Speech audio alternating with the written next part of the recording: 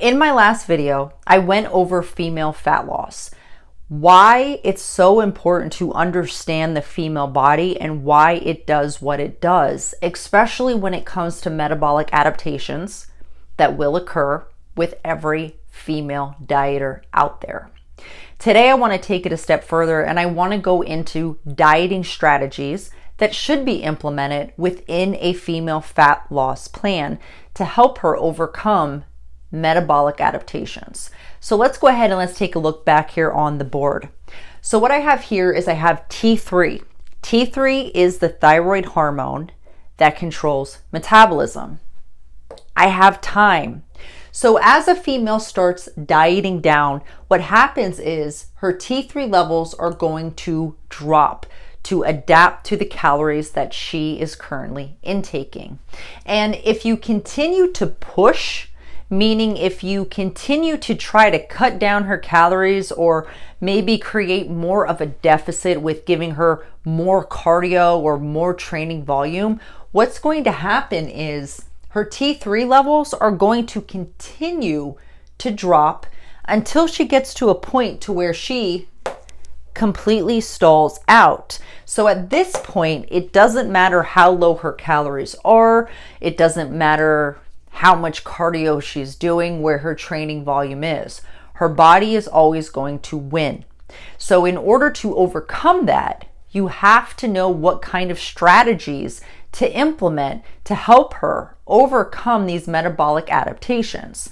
So I have here on the board 4 strategies that can be implemented within a female fat loss program. So the first one is weekly refeed days, at least 2 to 3 days back to back. Now, if you recall from my refeed video, a refeed day is where you're pulling her out of a calorie deficit and putting her at maintenance for 2 to 3 days back to back. That's the important thing here, because that's what's really going to drive home recovery, and it's also going to help boost up her metabolism and also drop her cortisol.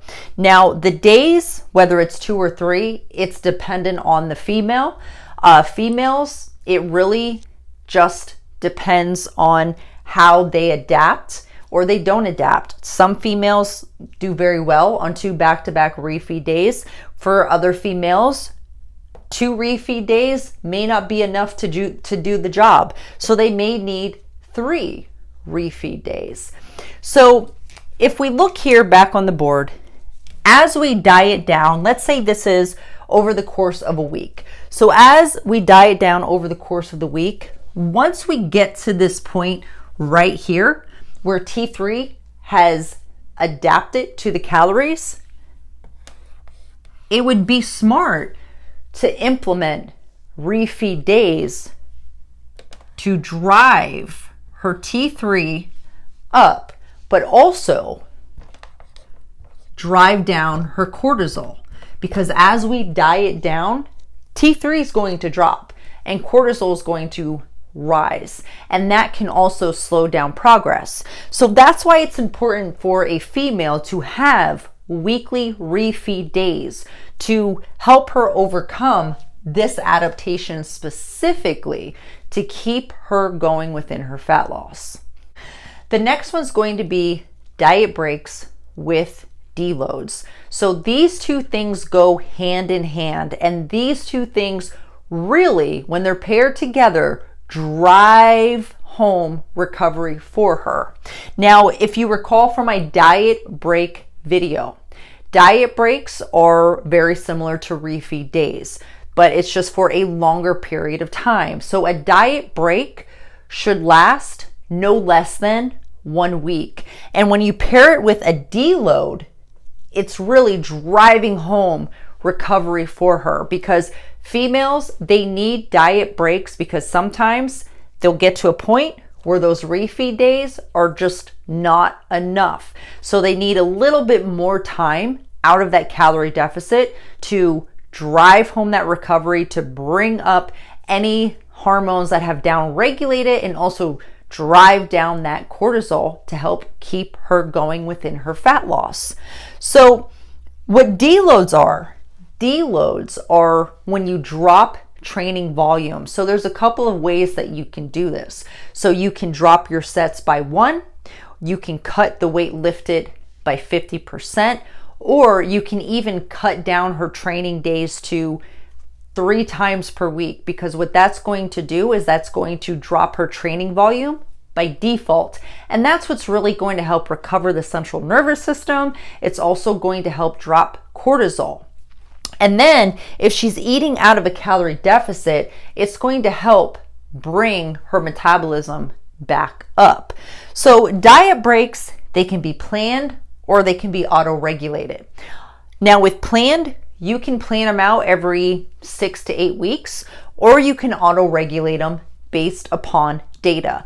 I'm personally a fan of auto-regulation when it comes to diet breaks, because I think sometimes that when it comes to planning out the diet break, what if she's not ready to hit a diet break and she's still making excellent progress, but now it's time to pull her out of that calorie deficit and diet break her because it's either 6 weeks or 8 weeks. So this is why I'm a fan of auto-regulation. And I have an example of data here that is really a good cue as to when you should diet break a female if you are using auto-regulation. So I have a week worth of weight here. So she started off the week at 147.6, then she dropped down to 147.2, went back up to 147.6. But then after this point, her weight started going up, and she's been on point with her diet. She didn't cheat on her diet. Everything's good. She's following her training protocol. But for some reason, weight is going the opposite way. So why is that? Well, it's because her T3 has downregulated and her cortisol is up. It's higher.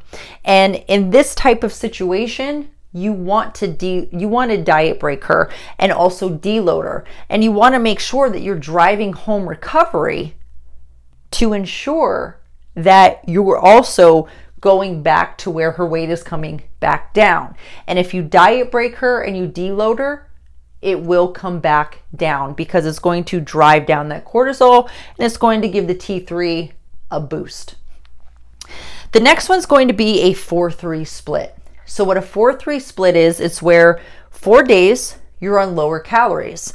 But then after the 4 days, you come out of that calorie deficit for 3 days back to back where you're at maintenance. Because what this is going to do is this is giving her enough time in a calorie deficit before she gets to a point to where she just downregulates and T3 drops, cortisol comes up. So you're kind of saving her from that. And then she has her 3 days at maintenance to help boost T3 and drop her cortisol to keep her going within her fat loss. The next one is very similar to the 4-3 split. It's the 3-4 split. Now this works perfectly for people who tend to metabolically adapt a lot faster. So let's say you're someone who you're at the end of your fat loss phase, your calories are pretty low, you metabolically adapt a lot faster. This could be something that is perfect for that female out there because it can help her still make progress but still get over the metabolic adaptations that are occurring a lot faster at that point. So basically for the 3-4 split, 3 days, their calories are lower. Then after that, 4 days, they're at maintenance. And these are 4 days back to back at maintenance. The same thing with the 3 days low. So 3 days consecutively low, followed by 4 days consecutively at maintenance where they're no longer in that calorie deficit. So that's basically giving them enough push, but then also backing off.